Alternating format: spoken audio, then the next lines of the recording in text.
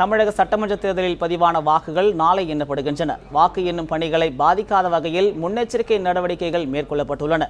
இது தொடர்பாக வாக்கு எண்ணும் மையங்களில் ஒன்றான ராணிமேரி கல்லூரி வளாகத்தில் இருந்து நமது சென்னை செய்தியாளர் சஞ்சீவி தரும் கூடுதல் தகவல்களை தற்போது பார்க்கலாம்.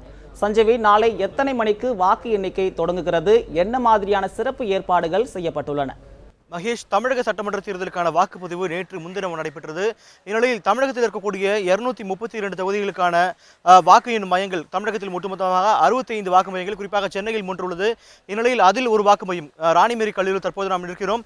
இந்த இதை பொறுத்தவரை இதே போலதான் ஒவ்வொரு இதிலும் அமைக்கப்பட்டுள்ளது. குறிப்பாக பாதுகாப்பு ஏற்பாடுகளை பொறுத்தவரை ஒவ்வொரு இதிலும் 3 கட்ட பாதுகாப்பு ஏற்பாடுகள் செய்யப்பட்டுள்ளது. குறிப்பாக முதல் கட்டத்தை பொறுத்தவரை பாராமிலிட்டரி ஃபோர்ஸ், அதாவது துணை ராணுவப்படை இது போன்ற ஒவ்வொரு இடத்திலும் துப்பாக்கி ஏந்தி அமைக்கப்பட்டுள்ளனர். இந்நிலையில் பேலட் பாக்ஸ், அதாவது இந்த இயந்திரங்கள் அருகில் வைக்கக்கூடிய காட்சிகள் நம்மால் பார்க்க முடிகிறது.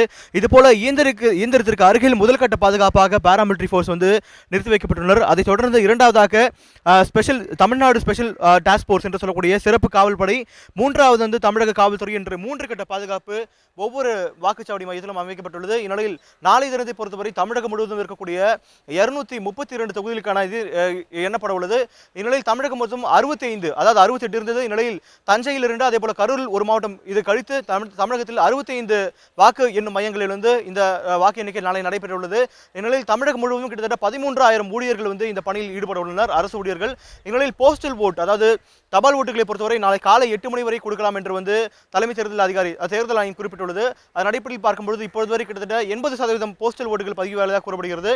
இந்நிலையில் நாளை காலை முதல் கட்டமாக 8 மணிக்கு முதலாவதாக தபால் ஓட்டுகள் எண்ண தொடங்கப்படும். இந்நிலையில் தபால் ஓட்டுகள் தொடங்கும் அதே நேரத்தில் மின்னணு வாக்குப்பதிவு இயந்திரங்கள் சேர்ந்து சைமல்டேனியஸாக இரண்டும் நடக்கும்.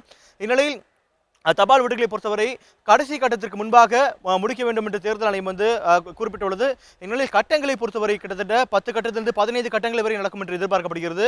இந்நிலையில் அதாவது இந்த பாப்புலேஷன், அந்தந்த தொகுதியில் இருக்கக்கூடிய ஜனத்தொகை, ஒட்டுமொத்த வாக்காளர்களை வைத்து எத்தனை கட்டங்கள் என்று முடிவாகும். இந்நிலையில் இப்பொழுது பொறுத்தவரை தமிழகத்தில் பல இடங்களில் மழையும் பெய்து வருகிறது. குறிப்பாக சென்னையை பொறுத்தவரை அடுத்த 2 நாட்களுக்கு கனமழை பெய்யும் என்றும் சென்னை வானிலை ஆய்வு மையம் எச்சரித்துள்ளது. இந்நிலையில் அதற்கான ஏற்பாடுகளும் செய்யப்பட்டுள்ளது. எந்த இடத்தில் வாட்டர் லீக்கேஜ் இருக்கிறதோ அந்த இடத்தில் பிளாஸ்டிக் கவர்கள் மூலமாகவும் மின்னணு வாக்குப்பதிவு இயந்திரங்கள் மறைக்கப்பட்டுள்ளது. இந்நிலையில் நாளை காலை கிட்டத்தட்ட 8 மணிக்கு தொடங்கி கிட்டத்தட்ட 11 மணிக்கு அல்லது 12 மணிக்கு ஒட்டுமொத்தமாக அந்த முடிவுகள் தெரிய வரும். மகேஷ், சஞ்சீவி, உங்களுடைய கூடுதல் தகவல்களுக்கு நன்றி.